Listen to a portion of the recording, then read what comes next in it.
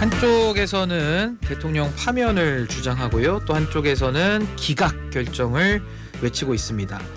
생생한 국민들의 목소리고요. 또 헌법재판소의 선고 결정이 다가올수록 그 목소리의 크기는 더 높아지고 있는데요. 거리로 많은 국민들이 나올 수밖에 없는 이유에 대해서 양측 집회에 직접 다녀오신 두 분입니다. 생생한 목소리를 겸해서 전달드리려고 하는데요. 양정무 국민의힘 전주갑 당협위원장님, 그리고 남영희 더불어민주당 인천 동구 미추홀구을 지역위원장님 모셨습니다. 어서 오십시오. 안녕하세요. 안녕하세요. 예. 오늘 또 편안한 분위기 속에서 또 저희가 토론을 또 할 때는 뜨겁게 할 때는 또 뜨겁게 한번 해보겠습니다. 자, 지난 3.1절 연휴에 있었던 탄핵 찬반 집회를 아마 국민들께서 다 지켜보셨을 거고요. 두 분께서도 다 어디인지는 제가 이제 여쭤보겠지만은 그 집회에 다 참석을 하셨다라고 들었는데 당시 어느 집회에 가셨고 그 분위기는 어땠으며 또 참가 연령층들은 또 어땠는지 다 못 가보신 분들도 많으시니까 좀 생생하게 한번 좀 설명을 좀 듣도록 하겠습니다. 먼저 우리 양 위원장님부터 어떤 집회 좀 다녀오셨습니까? 예. 저는 그 광화문 집회 국민의힘 탄핵 반대 당협위원장 81명과 우리 당원 동지들과 함께 또 많은 애국 시민들과 함께 그곳에 다녀왔습니다. 예. 당시 그 3월 1일 날은 광화문뿐만이 아니고 여의도 그리고 대학로의 마로니에 공원의 젊은 학생들이 전국 17개 지역에서 있었다고 하는데 저는 그 윤석열 대통령 불법 탄핵 반대 및 불법 구속에 대한 것과 헌법재판소 불공정 재판에 대한 반대 집회에 참석을 하였었습니다. 예. 주로 10대, 20대 요즘 최근에 이제 좀 그 나오고 있는 게 이제 젊은 학생들과 또 20, 30대라고 한다면 주로 진보 진영을 지지했던 부분들이 참 많았었는데 최근에는 우리 그 젊은 학생들이 많이 나와서 함께하는 그런 시위 현장이었습니다. 예, 우리 남영희 위원장님은 어디로 다녀오셨고 또 어떤 분들 참여하셨습니까? 저는 3.1절 그때는 안국역 앞이었죠. 안국역? 예, 안국역 앞에 그쪽 사거리에서 야5당이 참여하는 윤석열 파면 촉구 범국민대회 집회에 참석했고요. 그날 2시 정도부터 사전 집회가 있었습니다. 늘 해오던 뭐 촛불행동, 뭐 비상행동 이런 곳에서 해오던 집회에 좀 일찍 도착해서 제가 그때부터 참석을 했고 이후에 저희 그 야5당이 함께하는 그 집회에는 3시 반부터 공식 행사가 시작됐는데 그날 3.1절은 또 특별한 의미를 담아서 민주당이 그동안 전국 그 단위의 지역위원회 모두가 결집하는 그런 집회는 하지 않았었거든요. 근데 그 3.1절 날은 특별히 각 지역위원회에서도 깃발을 들고 거의 뭐 BK, TK 뭐 이런 쪽의 지역위원회에서도 버스 한 대씩 이상은 다 같이 함께 집결하는 그런 집회였습니다. 근데 뭐 워낙 이 뜨거운 탄핵 찬반 집회가 연일 계속되어 오고 있는데 그 주말 토요일에 뭐 크게 있는 그 대중 집회에는 저는 지금 빠짐없이 참석하고 있고요. 수도권이다 보니까 가깝기도 하고 저희 지역위원회 당원들의 그 요구도 크고 해서 저는 계속 참석하고 있는데 3.1절에는 그래도 지방에서 오신 분들 꽤 많아서 또 다른 분위기였어요. 그리고 참석한 인원들을 보면 그 저희 당뿐만 아니라 야당과 관계돼 있는 분도 계시지만 늘 참석하는 인원들이 지난 그 비상계엄 이후에 갑자기 나타난 이 젊은 층의 그 여성, 남성 2030 세대들이 굉장히 집회 현장에 많이 나타나는데요.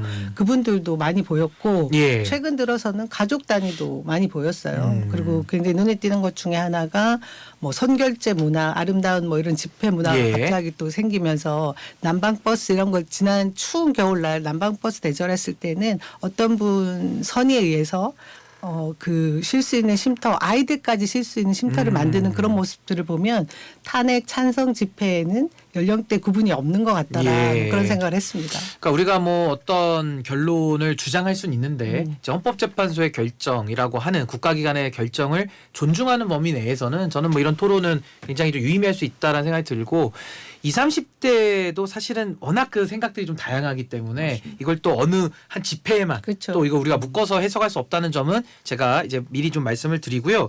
우리 양 위원장님께도 여쭤보고 싶은 게 집회를 그럼 매주 좀 나오고 계신 건가요? 예. 요즘은 뭐 매주뿐만이 아니고 또 현재 우리 당협위원장들은 이게 의원들께서 못하는 부분들 예. 우리 당협위원장들이 좀 자유로우니까 예.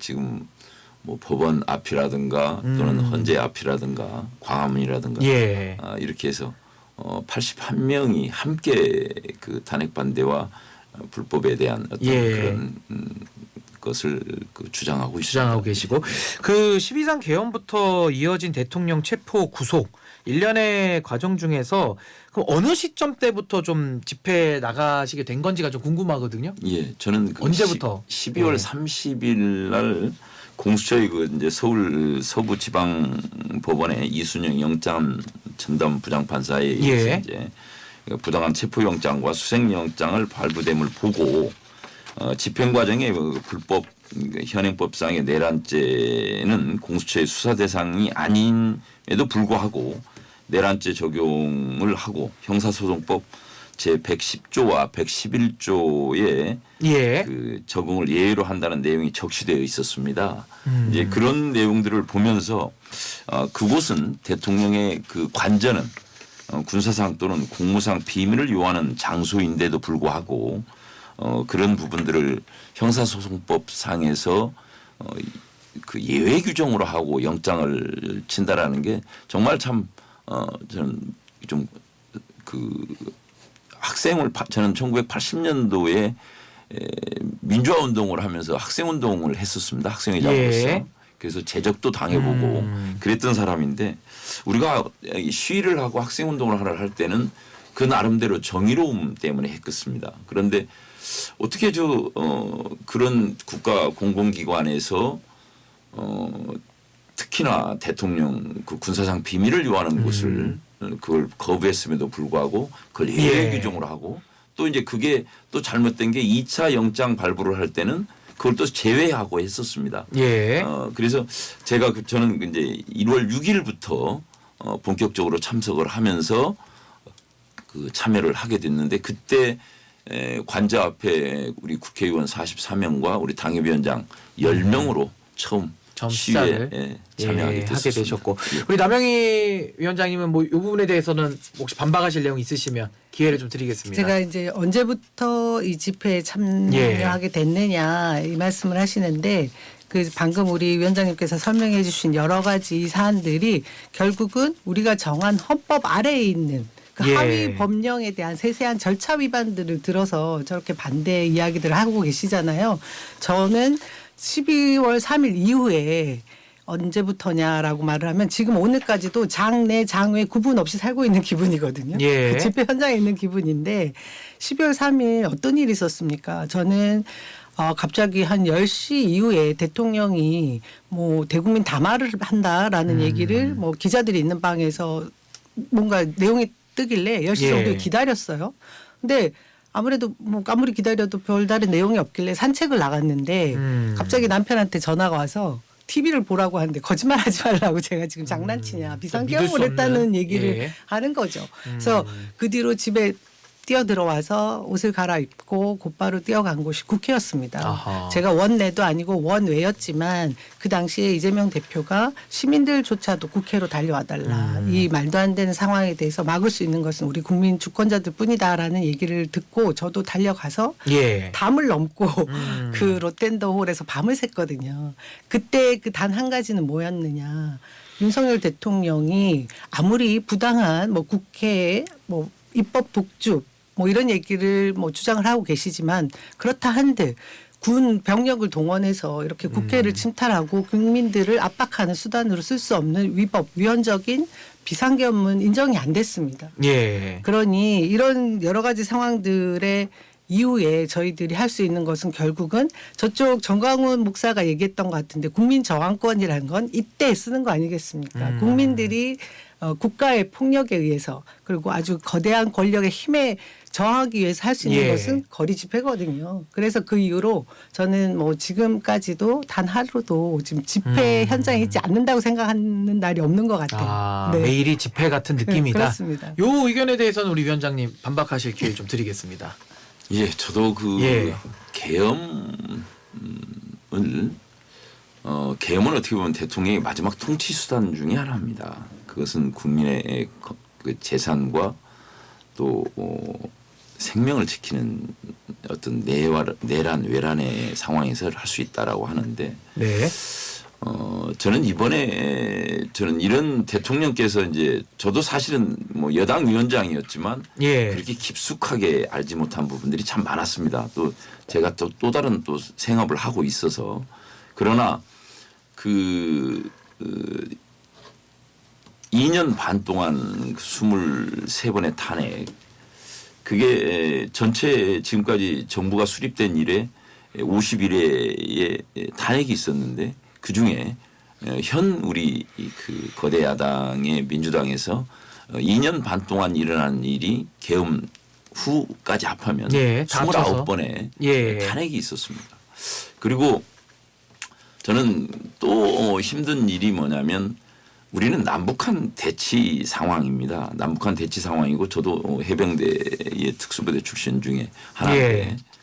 그 중에서 국방 예산 중에서도 가장 중요한 미사일이라든가 정찰 위성이라든가 또 그 드론이나 이런 중요한 부분의 예산을 삭감을 했습니다. 그런 부분은 저는 학생 운동을 할 때도 교련복을 입고 저희는 데모를 했습니다. 예. 북한의 어떤 오판에서 남침을 했을 때 저희들이 정말 어떤 경우도 바로 그럴 때는 국가를 위해서 군인에 입대하고 국가를 위해서 충성하겠다는 그런 마음으로 했는데 네. 그런 지금 드론 같은 경우는 우크라이나 전쟁에서 굉장히 중요한 부분 중에 하나입니다. 네네. 그럼에도 불구하고 그런 예산을 다 삭감했다라는 게 저는 사실은 그런 부분에서 좀 이해가 절대 되지 않고 있습니다. 네. 그런 이유 때문에도 저는 저 열심히 했다고 생각을 하고 예.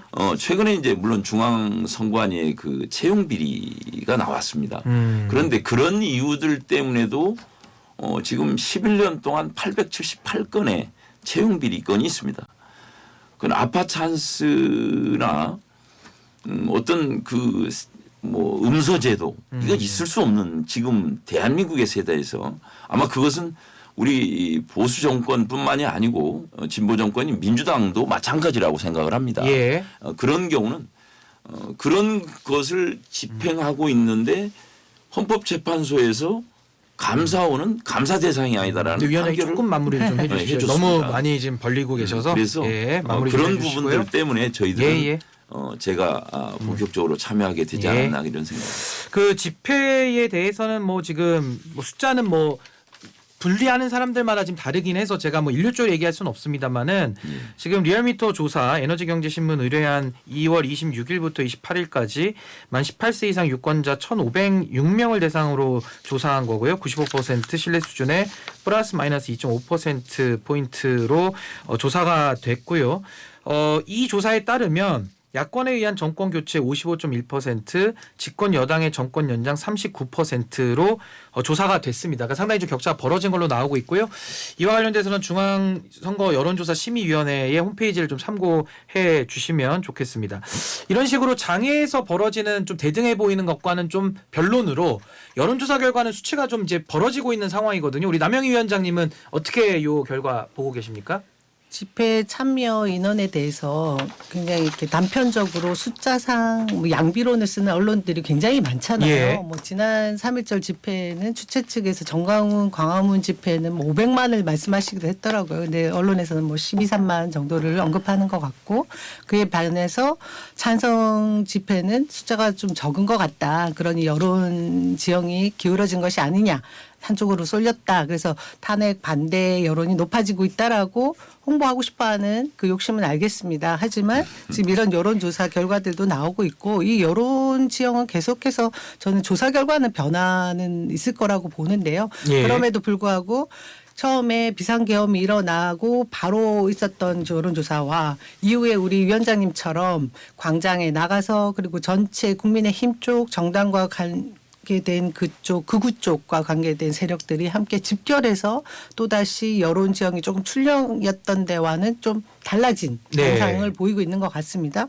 근데 그것이 저는 이제 더 이상 국민들도 헌재에서 일어나고 있는 이 상황들을 눈으로 직접 확인하게 된 부분들이 있는 것 같거든요. 그러니 뭐 다른 가짜 뉴스를 동원하거나 선동하는 것이 먹히지 않는 부분이 있다. 그렇기 때문에 지금 보고 있는 이 여론조사 뭐 탄핵에 찬성해야 된다거나 뭐 앞으로 인용이 될 것이라거나 하는 지금 여러 가지 여론조사 결과들이 발표되고 있던데 저는 최소한 6대3 정도의 그 지형이 그냥 우리 국민들의 민심이 아닌가 민심이다. 예, 그렇게 수렴되는 것 같습니다. 우리 위원장님께서도 이 여론조사에 한해서만 좀 한번 의견을 예, 여쭤보겠습니다. 이제 여론조사도 예. 각자의 성향에 따라서 조금 다르다고 생각을 합니다. 네. 물론 이제 최근에 그 리얼미터의 이제 조사 그리고 우리가 이제 우리 보수 쪽에 비교적 좀 우호적이다 어느 네. 곳에서 보면 아시아투데이 같은 경우는 기각이 46% 나왔습니다. 인용이 52% 나왔고 또 리서치민이라고 하는 곳은 기각이 47.2%, 또 인용이 50.9%. 거의 이제 오차 범위 내로 접혀져 있고요. 또 전통적으로 이제 보수층이 강한 그 우리 지지자들은 대부분 60대 70대 어르신들이 예. 많습니다. 그러다 보니까 아직도 적극적으로 대처하지 못하고 어떻게 사용할지도 모르는 그런 어른들이 많다 보니까 그런 부분에서 조금은 차이점이 있지 않나 저는 그렇게 생각을 합니다. 물론 12월 3일 계엄 이후에 초창기에는 굉장히 지지율이 차이가 많았습니다. 그러나 예. 최근에 우리 전한길 강사의 그분의 말씀에 의하면 뭐 계몽령이다라고 하면서 이렇게 여러 가지 계몽이 되기 시작하면서부터 그런 부분에서 좀 더 적극적으로 응하다 보니까 거의 오차 범위 내의 접근까지 와 있지 않나 이런 생각이 들어갑니다. 예. 지금 여론조사 결과는 달라졌는데 네, 지금 언급하신 요 여론조사는 부분은 제가 잠시만요. 이 방송에서는 개요를 좀 설명을 해드려야 되니까 네. 그건 제가 이따가 언급은 해드리고 미리 조율이 되지 않은 여론조사를 언급하셨기 때문에 저희가 오늘 방송 때문에 이따 언급을 좀 하겠습니다. 여론조사 여기까지 하고요. 지금 뭐 당원들하고 호흡을 좀 많이 하시니까 뭐 당원들의 의견 좀 좁혀서 말씀 나누는 겁니다. 내지는 집회에 또 나오신 분들의 의견도 많이 청취를 좀 하실 것 같아요. 그래서 거기에 대한 좀 전달이라고 할까요? 그러니까 이제 위원장님들 개인 의견 말고 네네. 나오신 분들의 의견에 대해서는 좀 어떻게 수렴을 하시는지 우리 남영희 위원장님부터 먼저 좀 말씀 좀 듣겠습니다. 일단 이 양극단으로 흐르고 있는 이 정치 상황에 대해서 걱정들을 아주 크게 하시죠. 특히나 그 국민의힘이 보수의 지형을 그래도 유지해주고 지켜줘야 되는 그런 거대한 정당임에도 불구하고 최근에 그 보여주고 있는 모습은 완전 극우 쪽에 치우쳐 있지 않습니까? 그러다 보니 우리 민주당이 그 지형까지도 다 아우러야 된다라고 얘기하는 그런 중도 보수 정당 지향을 이야기할 정도이니까요. 이런 부분에 있어서 많은 국민들이 정치의 변화에 대한 요구 목소리는 굉장히 큰 것이 맞고 실제로 그 부분에 있어서 정치 현장에 있는 사람들이 지탄을 받아야 되는 것이 맞다 그런 생각이 들고요. 예. 또 하나 그 탄핵에 찬성하는 그 집회에 나오는 그 분들을 보면 대부분 이후의 대한민국을 걱정하십니다. 이후에 지금 민주주의 후퇴하고 역행한 이후에 우리가 지난번 박근혜 탄핵 이후에 촛불 혁명으로 대한민국의 온전한 민주주의를 이뤄서 세계 각국으로부터 칭송을 듣던 그런 대한민국이 어느 날 갑자기 네. 윤석열 정권 이후에 그리고 비상계엄 이후에 너무나 말도 안 되는 이런 후진적인 민주주의가 됐다는 것에 자괴감을 느끼면서 이번 이 탄핵 그 인용 이후에는 완전히 사회 대개혁을 이루는 그런 민주주의를 만들어내자 이런 목소리를 정말 많이 내시거든요. 네. 거기에는 우리 불평등 그리고 양극화되어 있는 것들을 어떻게 하면 소수의 목소리까지 담아내면서 우리 사회를 변화시킬 것인가에 대한 그런 생각들을 많이 하시는 것 같아요. 예. 그 아까 우리 양 위원장님께서 언급하신 조사는 좀 제가 언급을 해드리면 뉴데일리가 여론조사 업체 리서치민에 의뢰를 했고요. 지난 2일과 3일 전국 만 18세 이상 남녀 2,000명 대상으로 실시한 조사고요. 아시아투데이가 한국 여론평판연구소에 의뢰한 거라고는 지금 저희가 파악을 했습니다. 예. 이 부분은 중앙선거 여론조사 심의위원회 홈페이지 가셔서 한번 좀 확인을 해보시고요. 그 보리보리님께서도 유튜브로 이제 후원을 보내주셨는데 남영희님 오랜만에 만나서 너무 반갑습니다. 자주 볼 수 있으면 좋겠어요.라고 예, 이런 좀 메시지를 감사합니다. 보내오셨습니다. 예, 우리 위원장님도 말씀 이어가 주시죠. 주변 분위기를 좀 전달 좀 해주시면 저는 좋겠습니다. 이제 그 최근에 제가 나가면서 느낀 것이 2030 세대 그리고 10대에서 이렇게 시위 현장에 나와서 네. 발표하는 것들을 참 많이 보고 있습니다. 그 중에서 이제 저희들이 가장 힘들어진 게 우리가 생각했던 방금 우리 위원장님께서도 뭐 극으로 우리를 간다라고 하는데 그리고 민주당에서 중도 보수를 지향한다고 합니다. 그런데 예. 최근에 지금 우리 산업의 가장 중요한 부분이 반도체 특별법 같은 게 있습니다. 그런데 그런 부분에서도 여야 합의가 충분히 이루어졌음에도 불구하고 그것을 시행하지 않고 있습니다. 예. 대한민국은 수출을 해서 먹고 사는 국가입니다. 예. 그럼에도 그 반도체 특별법 같은 것을 통과시켜주지 때문에. 않고 있어서 저는 그것이 바로 중도 보수를 지향하는 예. 민주당의 정책인가라는 그런 생각이 의문을 들어갑니다. 예, 예, 여기까지 듣겠습니다. 시간이 좀 짧아서 아쉬운데요. 남영희 위원장 그리고 양정무 위원장과 함께했습니다. 두 분 감사합니다. 고맙습니다. 감사합니다.